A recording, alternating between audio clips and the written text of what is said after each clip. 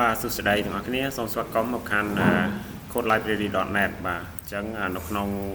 channel របស់ខ្ញុំ codelibrary.net គឺយើងមាន video series ទាក់ទងនឹង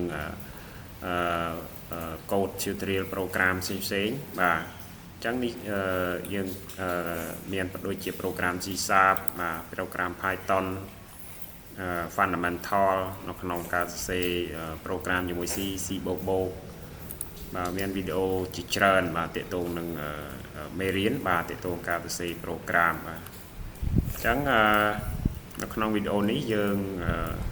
នឹងរៀនអំពីCRUD operation បាទឬយើងហៅថា create update delete នៅក្នុងC# បាទ C#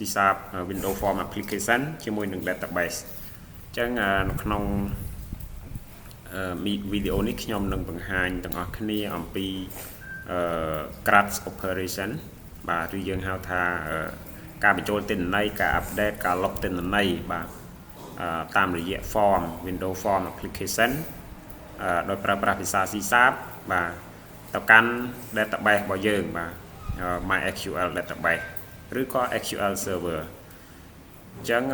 ទាក់ទង database កន្លែងនេះគឺយើងអនុវត្តទៅលើ MySQL database អូខេអញ្ចឹងយើងចូលមកកាន់ project structure របស់យើងចូល Solution Explorer បាទអញ្ចឹងតពីវីដេអូមុនគឺយើងបានទៅសេ program ដើម្បីបើក connection បាទដើម្បីធ្វើការបើក connection ពី form បាទ form C# Windows Form ទៅកាន់ MySQL database ហើយយើងបានទាញនៅយើងសរសេរ program logic បាទសរសេរ code ដើម្បី binding data មកកាន់មកបង្ហាញនៅក្នុង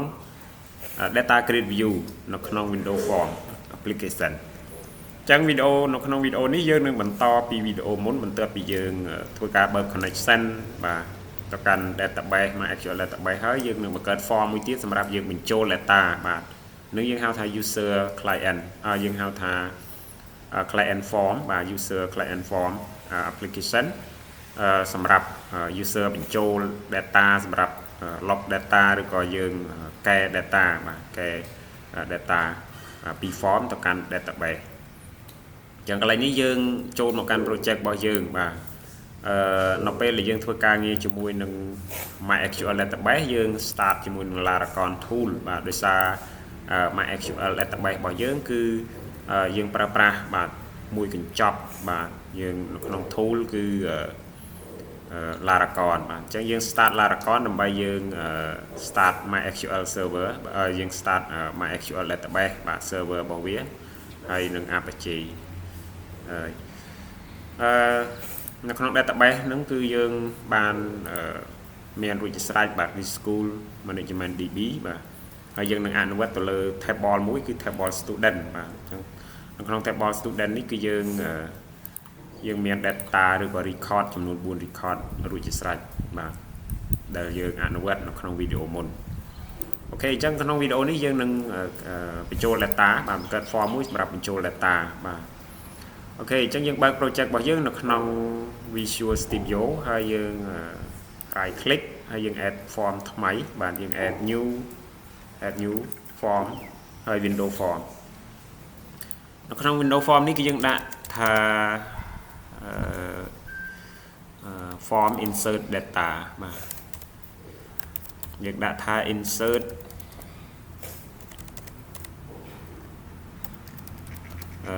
student data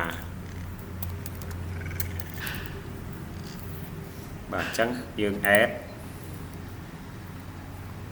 អូខេអញ្ចឹងយើងបាន form ថ្មីមួយគឺ insert student data អញ្ចឹងយើងនឹងdesign បាទ design form មួយនេះជាមួយនឹង control ផ្សេងដែលជាសម្រាប់យើងចាប់យក data បាទពី user បញ្ចូលហើយនឹង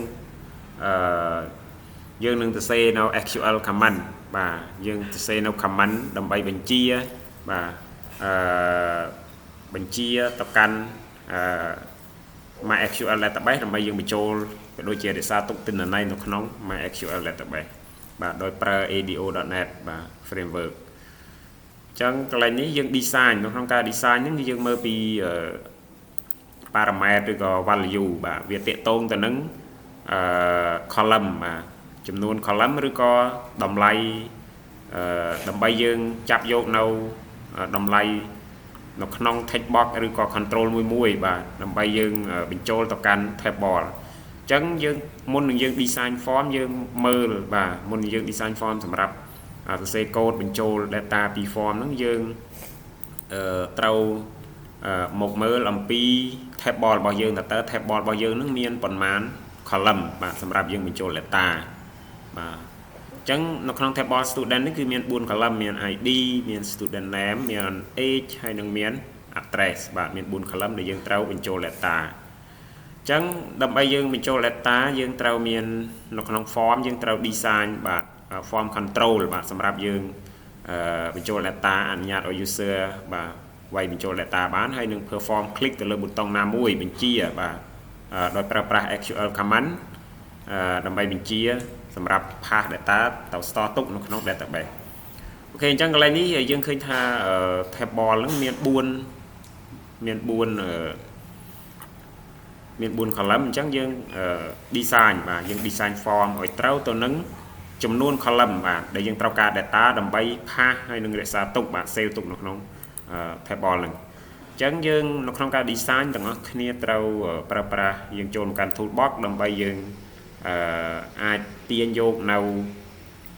form control ផ្សេងៗបាទទៅតាមតម្រូវការក្នុងការ design នៅក្នុងការ design នេះគឺជាការ design សម្រាប់ fundamental ដើម្បីឲ្យយើងយល់អំពី logic ក៏ដូចជា functionality បាទនៅក្នុងការធ្វើការងារជាមួយ form នៅក្នុងការ design របៀប modern UI ហ្នឹងគឺយើងមាន framework ជាច្រើនបាទសម្រាប់build បាទ window form ជាមួយនឹង responsive បាទ responsive UI ហ្នឹងគឺមានទម្រាំងស្អាតៗនៅក្នុងការប្រើប្រាស់ control បែប responsive ហ្នឹងយើងនឹងសិក្សានៅវគ្គក្រោយអញ្ចឹងក្នុងនេះគឺយើងbuild នៅបាទ first បាទសម្រាប់ការបញ្ចូលទិន្នន័យអូខេអញ្ចឹងយើងទាញដាក់ label មួយបាទដើម្បីយើង design បាទយើង label សម្រាប់បង្ហាញនៅអ្វីដែលយើងត្រូវបញ្ចូលបាទហើយយើង data ដែលយើងត្រូវវាយបញ្ចូលយើងអាចប្រើ text box control បាទយើង scroll មកមើល text box យើងគូស text box មួយទៀតដើម្បីយើង design បាទអញ្ចឹងយើងមានយើងដាក់យើង set បាទនៅក្នុង property កន្លែងនេះយើង right click ហើយយើងចូល property ហើយយើងដូរ font អញ្ចឹង font កន្លែងនេះយើងមើលកន្លែង font property យើងដូរ size font ដាក់13ឬក៏14យើងដាក់14ឲ្យរាងធំបន្តិចអូខេអញ្ចឹងកន្លែងនេះពេលដែលយើងបាន font ហើយគឺយើងមើលដូរដាក់ឈ្មោះឲ្យស្រេចបាទ label ហ្នឹងសម្រាប់ note តើ text box កន្លែងនេះគឺយើងត្រូវការបញ្ចូល data type ប្រភេទអីទៅឲ្យ column បាទទៅឲ្យ column របស់យើងអញ្ចឹងនៅក្នុង column ទី1ហ្នឹងគឺ ID គឺ data type ជា integer បាទអញ្ចឹងយើងអាចបញ្ចូលតាមរយៈ text box បាទនៅក្នុង form របស់យើង design ជា text box មកដើម្បីយើងបញ្ចូល data type ជា student ID អូខេអញ្ចឹងកន្លែងនេះយើងដូរឈ្មោះ label បាទកន្លែង note នេះយើងដាក់ថា student ID បាទ student ID អញ្ចឹងយើងដូរឈ្មោះ text box នេះយើងចាំដូរក្រោយមកហើយយើងដោយសារយើង field ឬក៏ column របស់ table យើងមាន4អញ្ចឹងយើង design text box ចំនួន4បាទហើយ label 4សម្រាប់ node បាទ node ឈ្មោះនៅ parameter value ដែលយើងត្រូវបញ្ចូលបាទអញ្ចឹងមាន4បាទអញ្ចឹងយើងcopy paste បាទដាក់កន្លែងនេះដើម្បីឲ្យបាន4មកហើយយើង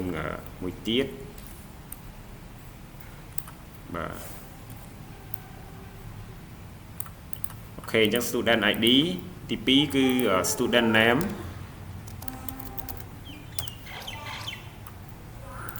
ទី3គឺ age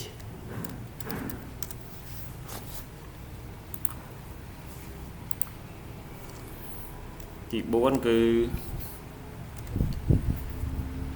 ទី4គឺ address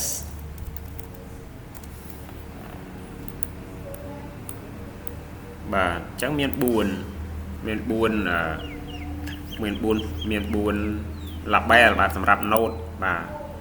ឲ្យដឹង title កន្លែងនេះយើងត្រូវយកតម្លៃអីមកបញ្ចូលដើម្បីទៅ store ទុកនៅក្នុង table របស់ database អញ្ចឹងនៅក្នុង text box ទី1យើង rename បាទអ្វីដែលអ្នកទាំងអស់គ្នាត្រូវដូរកន្លែងនេះគឺយើងដូរ text box កន្លែងឈ្មោះ design របស់វាហ្នឹងដើម្បីពេលយើងសរសេរ code វានឹងយើងនឹងស្គាល់អំពី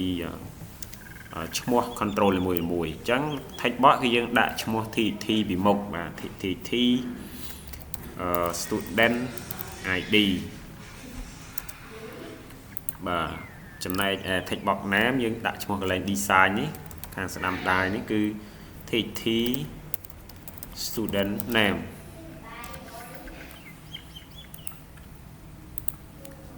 បាទ age នេះគឺ TT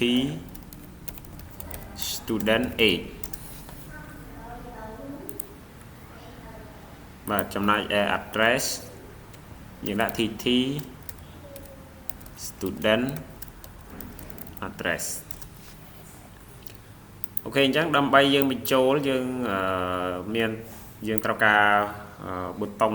control មួយទៀតដើម្បីយើង click បាទដើម្បីយើង click perform នៅ logic code call how នៅបង្កើត event ដើម្បី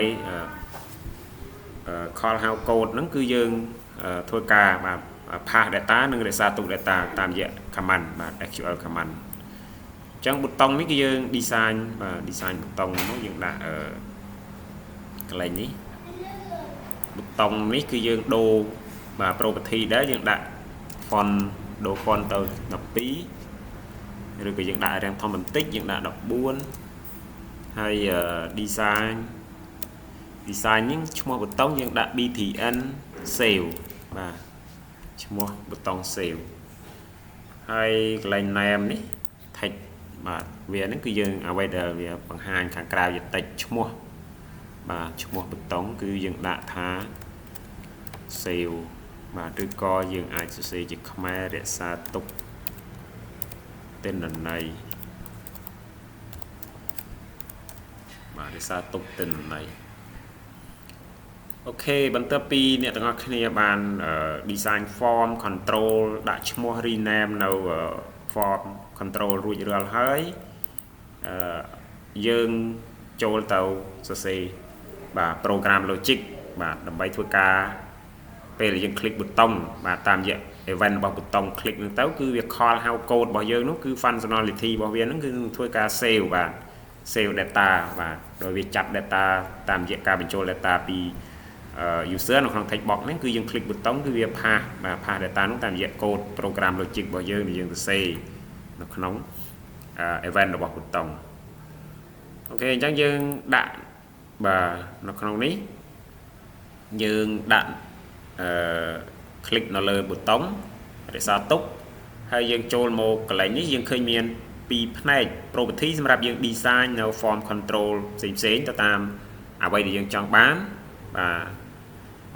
ឲ្យវា responsive ឬក៏មានភាពស្រស់ស្អាតឬក៏ទៅតាមអ្វីដែលយើងចង់បាន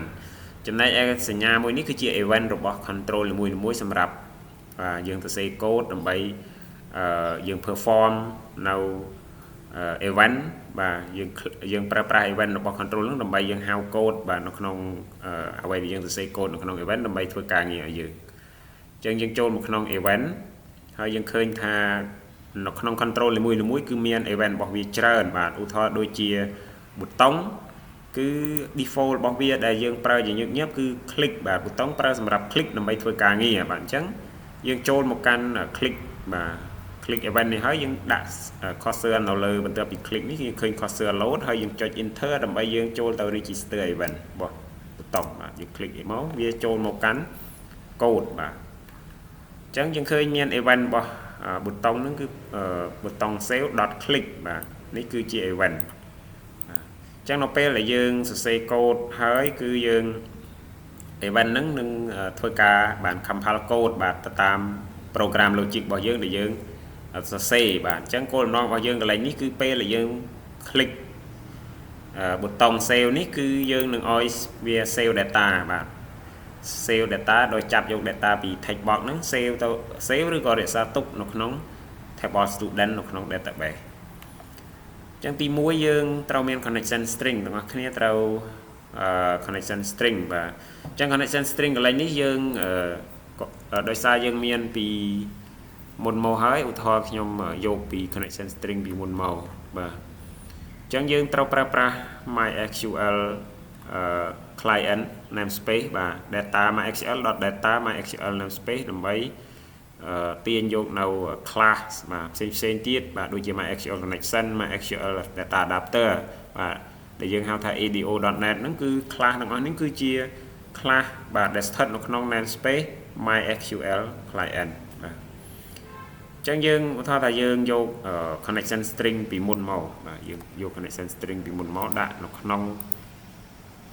កន្លែង form insert data ហ្នឹងមកបាទអញ្ចឹងខាងលើនេះយើងយកយើង add namespace មួយគឺ using MySQL.data.MySQL client បាទហើយយើង declare ឬក៏យើងបង្កើត connection string ហើយ connection string នេះគឺ parameter នេះគឺយើងភ្ជាប់បាទ connection string សម្រាប់ភ្ជាប់ទៅកាន់ MySQL database ទី1គឺមាន server localhost បាទ database name ឈ្មោះ database ដែលយើងភ្ជាប់ទៅកាន់ហើយ user ID password បាទចឹងបន្ទាប់មកទៀតអ្នកទាំងអស់គ្នាត្រូវមុននឹងយើងចុចរក្សាទុកហើយវាធ្វើការរក្សាទុកទិន្នន័យយើងហៅថាយើង validate បាទយើងធ្វើការ validate field បាទបានន័យថា validation field ហ្នឹងគឺទាក់ទងនឹងការ check នៅសុក្រិតភាពក្នុងមុនពេលនឹងយើងបញ្ចូលទិន្នន័យហ្នឹងគឺជៀសវាងការបញ្ចូលទិន្នន័យហ្នឹងវាមានកំហុសផ្សេងៗអញ្ចឹងយើងត្រូវសរសេរlogic ឬក៏យើងបង្កើត method មួយសម្រាប់យើងពេលយើង click បាទប៊ូតុងរក្សាទុកហ្នឹងយើងត្រូវ check មើលថាគ្រប់យើងត្រូវប្រកាសថាគ្រប់ field ទាំងអស់ហ្នឹងគឺត្រូវតែមាន data បាទត្រូវតែមាន data យើងមិនអនុញ្ញាតឲ្យ user បញ្ចូលnull ឬក៏ទទេទេបាទទិន្នន័យហ្នឹងទទេទេអ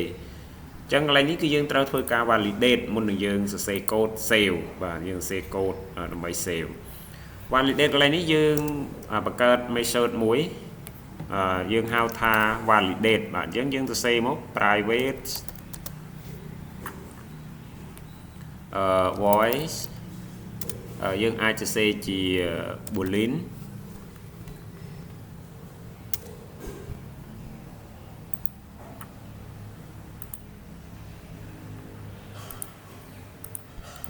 បាទ private voice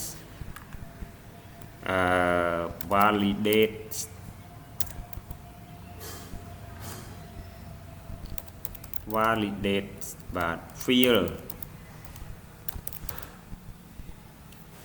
យើងអាចដាក់ជាមួយនឹង boolean បាទពីព្រោះយើង check មើលតម្លៃគឺបើសិនជា validate ពិតវា return true ហើយបើមិនពិតទេវា return false អញ្ចឹងយើងបង្កើត private bool validate field បាទ method បាទអញ្ចឹងវា return តម្លៃ2គឺតម្លៃ true និង false validate ហ្នឹងគឺរៀង return true បាទ return តម្លៃឲ្យវាគឺ true បានន័យថាវាគ្រប់ field ទាំងអស់ត្រូវមានពិតប្រាកដក៏ប៉ុន្តែអ្វីដែលយើងត្រូវ check បាទមុននឹងចុងក្រោយនេះគឺជា statement ចុងក្រោយគឺយើងឲ្យវា return true នៅក្នុងការ check validation នៅក្នុង text box មួយដើម្បីប្រាកដថាមាន data តែមុននឹងយើង return true យើងត្រូវ check បាទបើសិនជាយើងត្រូវ check គ្រប់ field យើងត្រូវ check គ្រប់ text box ទាំងអស់បើសិនជាtext box បាទ id .text ស្មើនឹងទទេបាទន័យថាវាអត់មាន data ទេយើងឲ្យបោះ message alert បាទ message box .show បាទ message box.show student id require ដល់ន័យថាយើង alert message បាទ student ID គឺត្រូវការ student ID បាទហើយយើងចាក់ចាញ់ទៅវិញចាក់ចាញ់ statement return false ទៅពីចាក់ចាញ់ហើយយើង check មួយលក្ខខណ្ឌទៀតបាទទៅពីចាក់ចាញ់ហើយយើង check មើល student name ម្ដង text box student name យើងសរសេរ if បើសិនបើ txt .student name .text ស្មើនឹងទៅទេអញ្ចឹងយើងដូចគ្នាហ្មងអានេះយើងអាច copy ខាងលើបាទ student ID block របស់ if student ID check validate student ID message នេះយើងដាក់ជា student name ម្ដង student name message student name បាទបន្តទៀតយើង if មួយ block ទៀត if txt student age .text ស្មើនឹងទៅទេយើង pass បាទ student age require return false ចាក់ចាញ់ពី statement បាទចាក់ចាញ់ពី block របស់ if ហ្នឹងគឺយើងទៅ check មួយកន្លែងទៀតឬក៏មួយលក្ខខណ្ឌទៀតអញ្ចឹង if txt student address .text ស្មើនឹងទៅទេចឹង pass មួយទៀតមក student address require បាទចាក់ចាញ់ចុងក្រោយគឺ return true បាទពិតប្រាកដអញ្ចឹងនេះគឺជាកូដដែលយើងសរសេរសម្រាប់ validate នៅ field បាទមុននឹងយើងបញ្ចូល data បាទជាធម្មតានៅក្នុងform database បាទ system មុននឹងយើងបញ្ចូល data ហ្នឹងគឺត្រូវ check validate ការធ្វើ validate ហ្នឹងគឺមានការធ្វើ validate ច្រើនទម្រង់បាទឧទាហរណ៍ដូចជា ID យើងកំណត់ជាលេខសុទ្ធនៅក្នុង text box ហ្នឹងគឺយើងអត់ឲ្យបញ្ចូលអក្សរបាទហ្នឹងគឺជាការ validate មួយបែបតែការ validate ដែលខ្ញុំបង្ហាញនៅក្នុងនេះគឺជាការ validate កំណត់តែ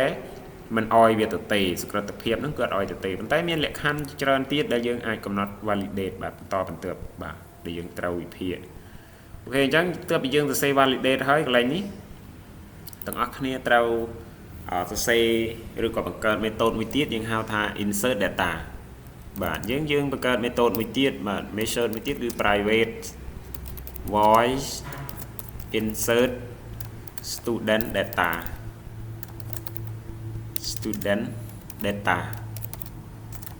ញ្ចឹងកន្លែងនេះstudent data កន្លែងនេះគឺយើងមាន perform នៅ parameter មួយបាទជា string បាទ SQL យើងហៅថា SQL command បាទដែលតម្លៃរបស់ parameter ហ្នឹងជា string ដែលយើងត្រូវយកមក apply នៅពេលដែលយើងហៅ method ហ្នឹងទៅប្រើអញ្ចឹងយើងប្រកាស string មួយគឺ string SQL string command បាទ command string SQL command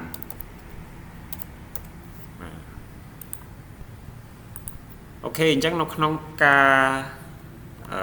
សរសេរ logic កន្លែងនេះដើម្បីបញ្ចូល data កន្លែងនេះគឺយើងសរសេរនៅក្នុង try catch នៅក្នុងភាសា C# យើង try catch ហ្នឹងគឺប្រើសម្រាប់ចាប់យក error ផ្សេងៗនៅក្នុង code បាទវាមានពីរផ្នែកគឺផ្នែក try សម្រាប់យើងសរសេរ functionality code program logic ហើយ catch ហ្នឹងគឺចាប់យក error នៅក្នុង block របស់ try បាទវាចែកចេញជាពីរផ្នែកអញ្ចឹងគ្រប់ការសរសេរគឺយើងត្រូវតែសរសេរនៅក្នុង try catch បាទដើម្បីជៀសវាងនូវភាព error នៅពេលយើង run application បាទអូខេអញ្ចឹងកន្លែងនេះយើងសរសេរមុននឹងយើងចាប់ដើមសរសេរ SQL command ដើម្បីយើងបញ្ចូល data យើងវិភាគឬក៏យើង analyze ថាបើសិនជា connection string របស់យើងបិទយើងឲ្យវាបើកអញ្ចឹងយើង if ទាំងអស់គ្នាត្រូវសរសេរអញ្ចឹងយើងប្រើ using បាទមួយទៀតយើងប្រើ using block បាទដើម្បីការពារការគេហៅថា SQL injection ពីពួក hacker បាទដើម្បីលុកលុយទៅកាន់ database របស់យើងឬក៏យើង hack database អញ្ចឹងយើងប្រើ using បាទអញ្ចឹង using យើងប្រើ using block បាទusing my SQL connection បាទ MySQL connection យើងបង្កើត connection ដោយសារយើងប្រើ MySQL អញ្ចឹងយើងប្រើ MySQL connection ខ្លះconnection ស្មើ new MySQL connection បាទហើយ parameter របស់វាគឺយើងapply connection string ក្នុងការបង្កើត connection បាទអញ្ចឹងយើងវិភាគបាទនៅក្នុង if យើងវិភាគថាបើសិនជា connection dot បាទ state បាទបើសិនជា connection state ស្មើនឹង connection state dot close បើសិនជា connection របស់យើងបិទអញ្ចឹងយើងឲ្យវាបើកបាទមុននឹងយើងធ្វើការគឺយើងត្រូវគិត logic នឹងជាស្រេចបាទអញ្ចឹង connection state connection dot open បាទយើងអនុញ្ញាតឲ្យវាបើកបាទអញ្ចឹងយើងបើកហើយយើងបិទកន្លែង block នេះ connection dot close អូខេអញ្ចឹងកន្លែងនេះយើងសរសេរដើម្បីយើងបញ្ចូល data បាទ say logic កន្លែងនេះគឺសម្រាប់យើងបញ្ចូល data បាទអញ្ចឹងយើងMySQL យើងបង្កើតអថេឬក៏ object មួយគឺ MySQL command បាទMySQL command ស្មើ new MySQL command ចឹង MySQL command យើង assign បើកបានន័យថាយើង assign connection ទៅឲ្យ MySQL command ដើម្បីឲ្យវាធ្វើការបានបាទធ្វើការទៅលើ database បានអញ្ចឹង MySQL command dot connection យើង assign connection នឹងទៅឲ្យ MySQL command ទៅមកទៀតយើងបង្កើត command text បាទ MySQL command dot command text បាទអញ្ចឹង command text កន្លែងនេះគឺដោយសារខាងលើនឹងយើងប្រើ parameter បាទនៅពេលដែលយើងហៅ data នឹងមកហៅ method នឹងទៅប្រើនៅក្នុង event របស់ប៊ូតុង save dot click នឹងគឺយើងapply parameter បាទ command ជា SQL command បាទអញ្ចឹង SQL command កន្លែងនេះគឺយើងប្រើ insert into ដើម្បីបញ្ចូល database បាទនៅក្នុងភាសា SQL នេះគឺដើម្បីយើងបញ្ចូល data យើងមកមើលកន្លែងនេះគឺយើងប្រើ insert into ឈ្មោះ table column name value រួចហើយ parameter value កន្លែងនេះគឺជាឈ្មោះ object បាទ control ណានៅក្នុង form ដែលយើងត្រូវ pass data មកបញ្ចូលបាទទៅតាមfield ឬក៏ column មួយរបស់ table បាទអញ្ចឹងយើងសរសេរSQL command បាទឬក៏ភាសាយើងហៅថាភាសា SQL នេះដើម្បីបញ្ចូលទិន្នន័យបាទនេះជា syntax របស់វាគឺ insert into ឈ្មោះ table column name value ហើយនឹងតម្លៃ parameter អូខេអញ្ចឹងយើងមកមើល code របស់យើងកន្លែងនេះគឺ SQL command dot command text ជំនួសឲ្យការសរសេរបែបនេះឧទាហរណ៍ថាបើសិនជាយើងសរសេរបែបនេះយើងអាចសរសេរក្នុងតម្លៃជា string គឺ command text ស្មើ insert into បាទឈ្មោះ table គឺ student ក៏ប៉ុន្តែនៅកន្លែងនេះគឺដោយសារយើងសរសេរវាជា method បាទហើយយើងត្រូវជំនួសវាដោយតម្លៃ parameter អញ្ចឹងយើងនឹងសរសេរ insert into SQL command ជា string តម្លៃជា string នោះនៅក្នុង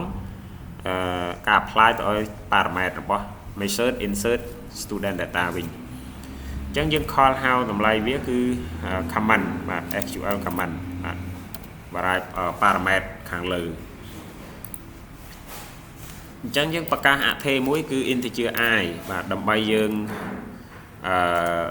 ពេលដែលវា execute បាទពេលវា execute SQL command ហ្នឹងឲ្យវា apply បាទបើសិនជាជោគជ័យគឺឲ្យវាបោះ data បាទវា affect មួយ row ហើយយើងនឹងបង្កើតនៅ alert message បាទនៅពេលដែលវា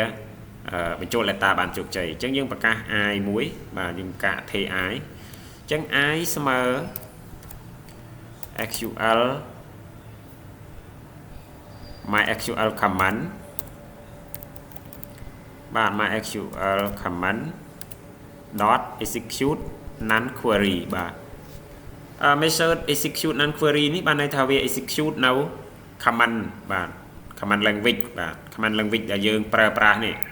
បាទ insert into select បាទ delete ឬក៏ update អាហ្នឹងគេហៅថា command ឬក៏ភាសា SQL អញ្ចឹង method execute non query គឺវាមានតួនាទី execute នៅ query language ផ្សេងៗរបស់ភាសា SQL បាទអញ្ចឹងពេលនេះវានឹង affect មួយ row បន្ទាប់ពីវា affect មួយ row បានន័យថាវាបញ្ចូល data ហើយអញ្ចឹងយើងវិភាគបាទបើសិនជា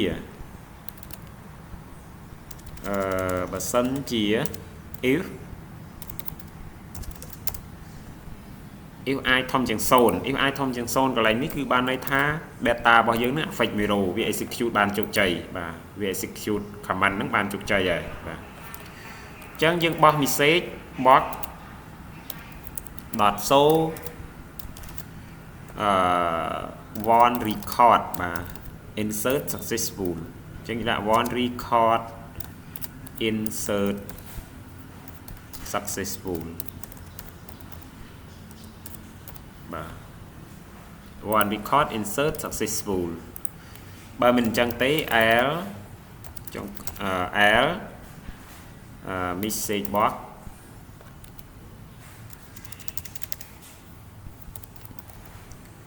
message box dot show បាទ error to insert student data បាទអញ្ចឹងចុងក្រោយគេគឺបិទ connection វិញបាទនេះគឺជា method បាទដែលយើង complete បាទសរសេរ complete ដើម្បីយើងcall how ហើយយើង apply តែភាសា SQL ដែលជា connection string នៅក្នុង parameter គឺជាការស្រេចបាទវានឹងធ្វើការ check code compile code នេះគឺវានឹងបញ្ចូល data អញ្ចឹងនៅក្នុង case នេះគឺយើងបើសិនជា block try ខាងលើនេះវាមាន error code បាទនៅក្នុង block របស់ try ហ្នឹងគឺយើងបង្កើតនៅក្នុង block case នេះគឺយើងcatch exception ហើយបង្កើត object មួយគឺ x អញ្ចឹងនៅក្នុងនេះគឺយើងបោះបាទកន្លែងដែលចាប់យក error ហើយបោះ message box .show បាទ x .message បាទអញ្ចឹងប៉ុណ្ណឹងគឺយើងមាន method validate យើងមាន method សម្រាប់បញ្ចូលបាទអ្វីដែលយើងត្រូវធ្វើបន្ទាប់យើងចូលមកកាន់ event ប៊ូតុង save .click បាទអញ្ចឹងនៅក្នុងប៊ូតុង save .click នេះទាំងអស់គ្នាអាចសរសេរជា try catch block ក៏បានឬក៏យើងមិនអាច save បានដែរដោយសារយើងនៅក្នុង method ហ្នឹងយើងមាន try catch រួចស្រេចហើយយើងសរសេរជា block try catch រួចហើយបាទអញ្ចឹងកន្លែងនេះគឺយើង call how validate បាទអញ្ចឹងvalidate កន្លែងនេះគឺយើង check បាទយើង check វាបើសិនជា if validate បាទ validate field យើង call how method validate field បើសិនជាវាvalidate field ហ្នឹងបានន័យថាវា return true បើសិនជាយើងមាន data ណាបាទ if validate field បាទ method យើង call how validate field ដើម្បី check មើលនៅ field មួយបាទបើសិនជាវាមាន data ទាំងអស់បានន័យថាវា return true អញ្ចឹងនៅក្នុង block របស់ if នៅពេលដែលនៅក្នុង statement block statement ទី1គឺវា return true value អញ្ចឹងបើសិនជាវា validate field គឺយើង call how method insert data មកបាទដើម្បីបញ្ចូល data អញ្ចឹង command កន្លែងនេះ insert data កន្លែងនេះយើង perform បាទនៅតម្លៃ SQL command ភាសា SQL សម្រាប់សរសេរបញ្ចូលទិន្នន័យបាទនេះគឺជា parameter បាទរបស់ insert data អញ្ចឹងតម្លៃវាគឺជា string បាទ string យើងដោយសារភាសា SQL យើងត្រូវសរសេរ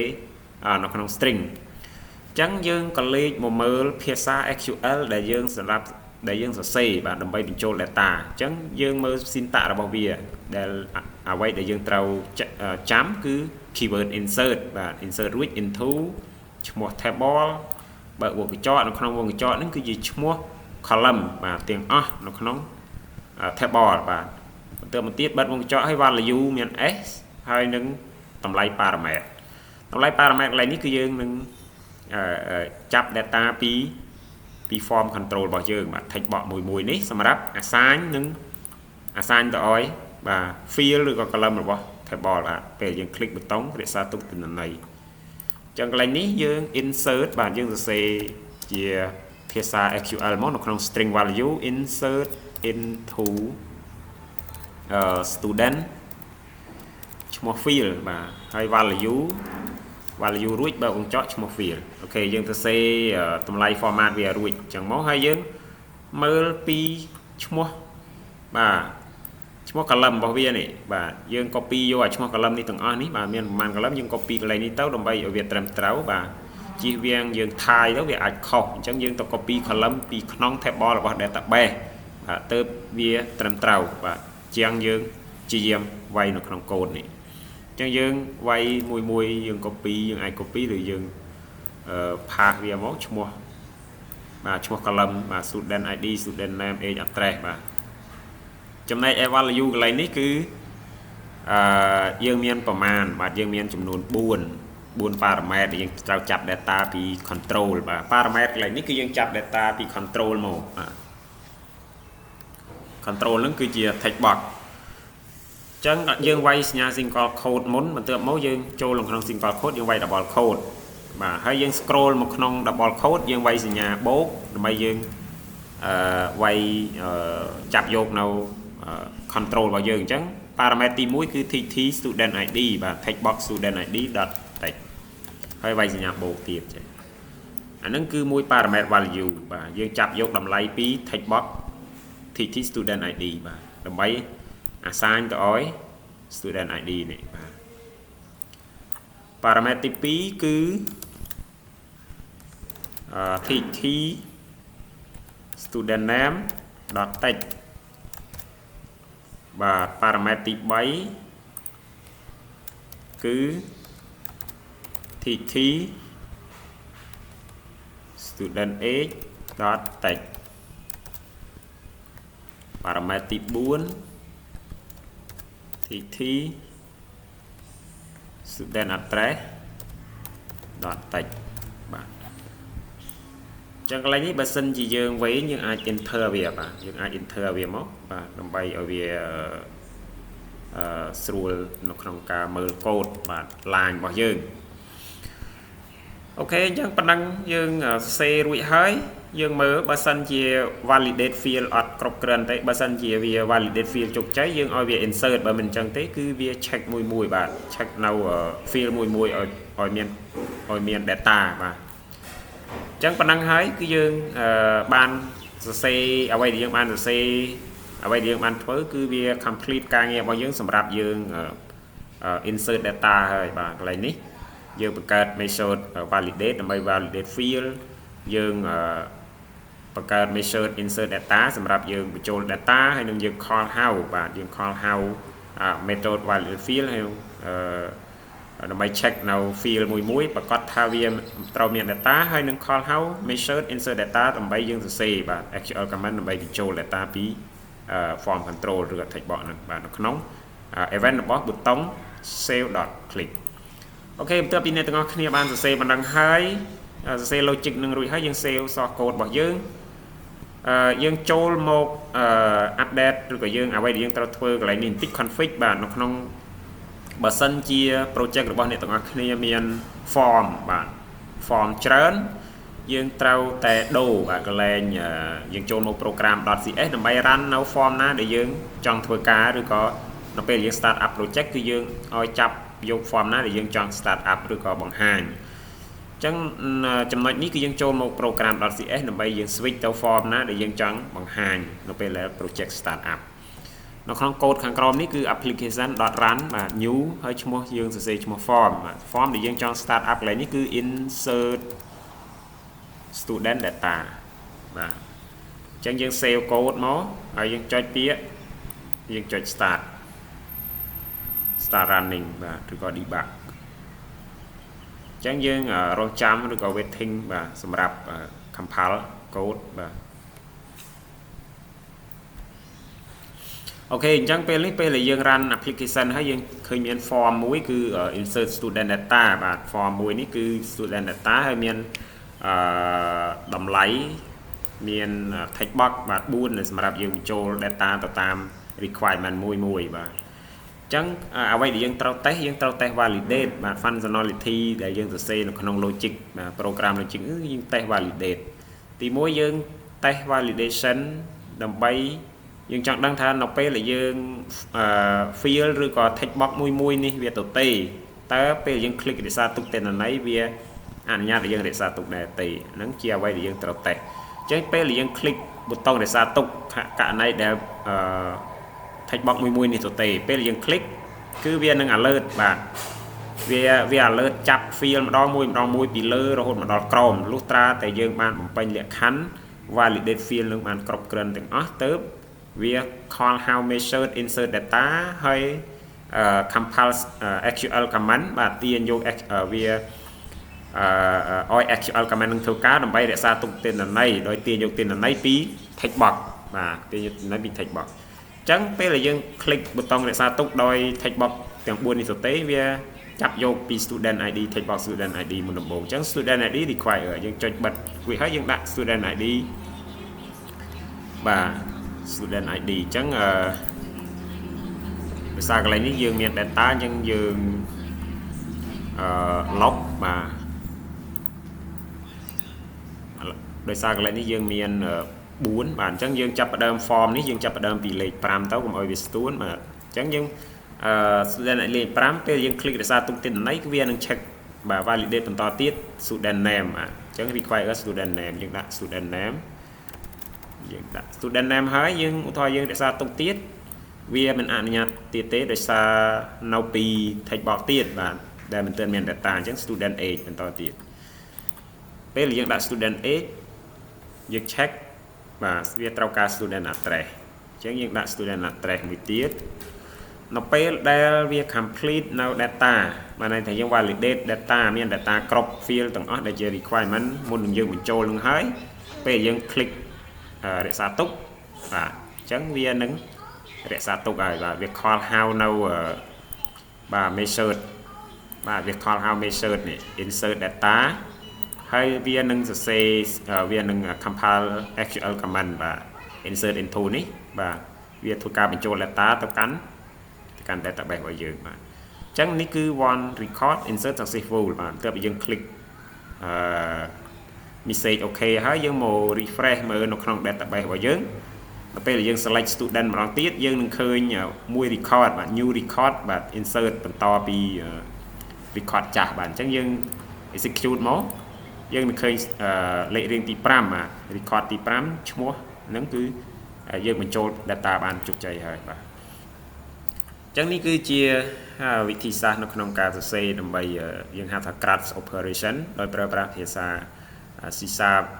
Windows Form application ជាមួយនឹង MySQL database បាទអញ្ចឹងដោយឡែកក្នុងនេះគឺ